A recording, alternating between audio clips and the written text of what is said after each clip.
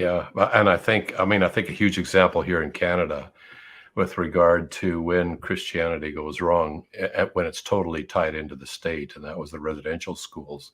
There is a case where the state came up with this idea, recruited two Christian denominations, two different ones, Roman Catholicism and then the Anglican Church, to participate in this. And the long-term effects are that it actually was very destructive to what we might call authentic Christianity.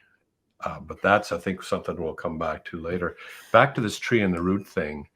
I do trimming trees on my property here, and I'll cut a branch off. I've done it a lot of times, cutting branches off in the late winter, and in the spring, those branches, even though they're disconnected from the trunk, will still put out leaves for maybe even a couple of months. But eventually, because they're not tied into the trunk, those leaves eventually die. And I think the analogy here is when you try and maintain these Christian benefits and values but at the same time cutting it off from, say, a relationship with God through Christ, what happens is you lose A, the moral grounds for your morality and ethics, and B, you lose the ability to sustain those because it's no longer connected to the main trunk.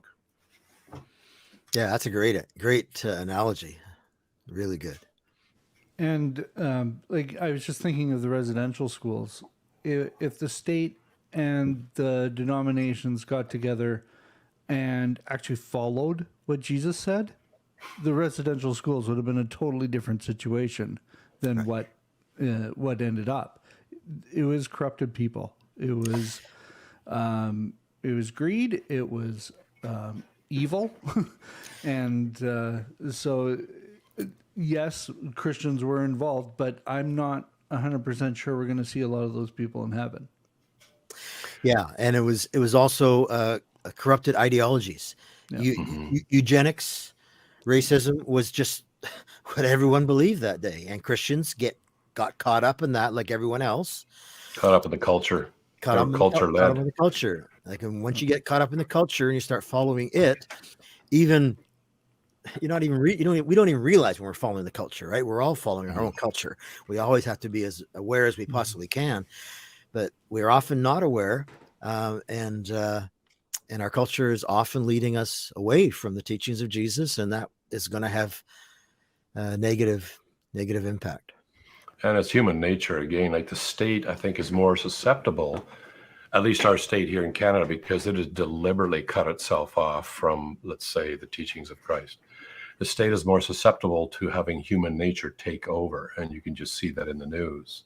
And so when Christianity ties itself in with a state which is very susceptible to human nature, it's not a good. There can be problems. Whereas, let's say if under authentic Christianity, the missional Christians, they would actually go to the communities, and it's within the communities that they would serve. The state had a different idea: take the children out of the communities, in the case of residential schools, which right there is a huge problem. I think would have been a huge problem with Jesus as far as the children goes. It destroyed destroyed the family. Oh, right? Yeah, two totally different approaches, whether Christianity was going into the communities to serve them, as opposed to taking the children out of the communities, this idea of the state, and then the Christians joining ranks with the state and getting involved in that. And that's had a massive detrimental impact, even for Christians going, the other kind of Christian missionaries going into communities wanting to serve. Well, this just leads into how then should Christians engage into the world? And I do want to say this.